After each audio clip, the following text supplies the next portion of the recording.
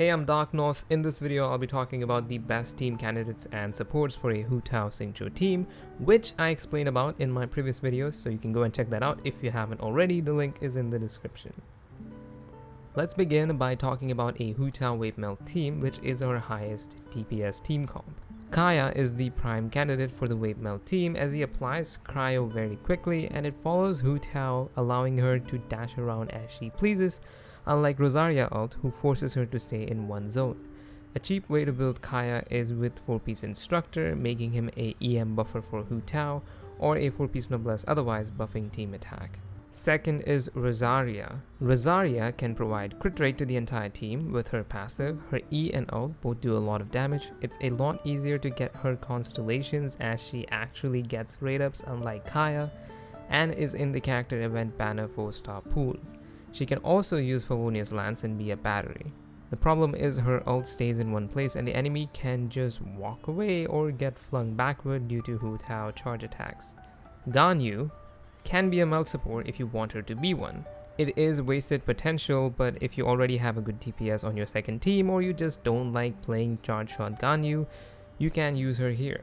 Ganyu's burst has a massive AoE and does a lot of damage over time, and it has a 15-second duration and a 15-second cooldown, which means she has no cooldown on her ult. With enough ER, she can have her burst up permanently. So she's a very good option if you want to use her as a support. Now let's talk about shielders, which is important for Hu Tao, who plays at low HP, to do more damage.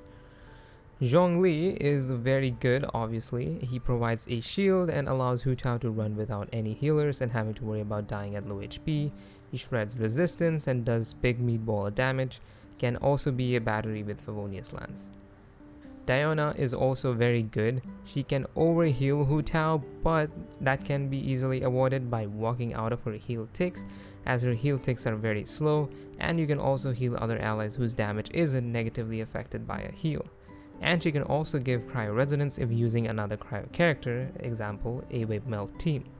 The C6 200 EM buff is only applied above 50% HP, so if you are above 50% that is nice, but that's not something you should actively try to get, as you lose more by being above 50% HP than you gain from the 200 EM buff. With a Favonius bow, she can also be a battery and can provide few melts here and there. Noelle is the third option, who is the only F2P option, that is if you rolled on the beginner banner. Her shield is actually very good. The problem is that it has a 12-second duration, but also a 12-second cooldown, which is a bit long.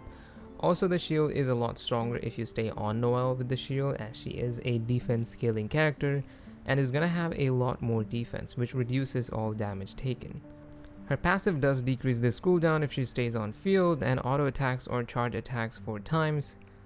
But Hu Tao's cooldowns aren't long enough to actually need a sub DPS, so that's kind of wasted, as you want to stay on Hu Tao as much as possible. But hey, if you need a shielder and she's the only option you have, go for it. But again, if you can just dodge, you can avoid using a shielder. So let's talk about Anemo Characters. Kazuha, who was recently released, is actually a very good support for melee characters, as unlike Venti in a lot of cases, you can actually hit the enemies in his suction. While he doesn't have continued hard crowd control like Venti, he has a low enough cooldown to continuously keep grouping enemies together with his E.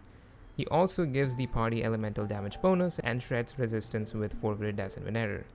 Sucrose also does much of the same as Kazuha, especially at C6 she is very similar to a C0 Kazuha. She gives elemental damage bonus as well, and also gives EM to the entire party, scaling off of her own EM.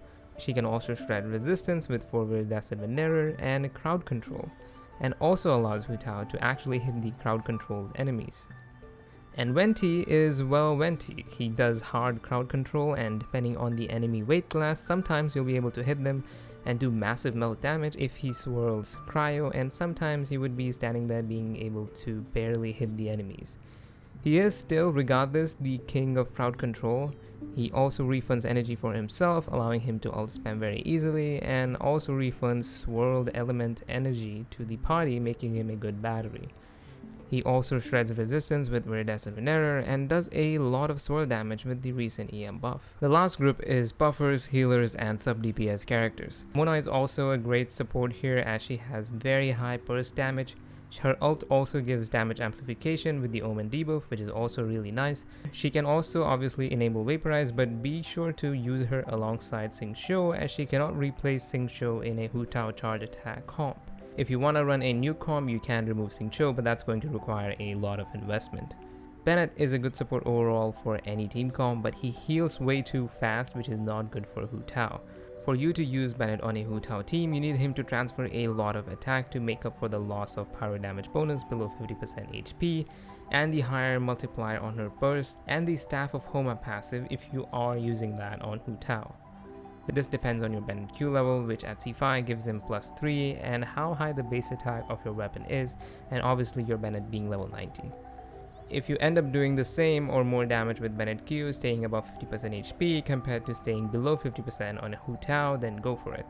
Otherwise, it's best to use him on your second Abyss team. Xiangling can be used, but she can also steal vapes from Hu Tao, so really should only be used if she is properly built and does a lot of damage on her own, and her stealing vapes wouldn't lower your damage but maintain or increase it.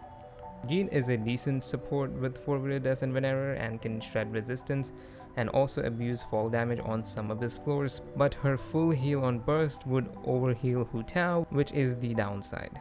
Albedo is a very good support for a Hu Tao Xingqiu comp without cryo, as he shatters and takes away the reaction gauge, which is not something you want in a Hu Tao Vape-Melt comp. But if you are only using Vaporize, he is a very good support as he continuously does additional damage while also giving an EM buff, which is very useful for Hu Tao. He's also very good with Zhongli on the same team, providing Geo Resonance. Now at last, the characters like Fischl, Beidou are not very good for a charge attack Hu Tao team, which maximizes her charge attack damage, as they can steal a lot of reactions and cause overload and have you chase around the enemies if they are small. But if you want to use them and you have them built very strong and they do a lot of damage on their own, you can definitely use them.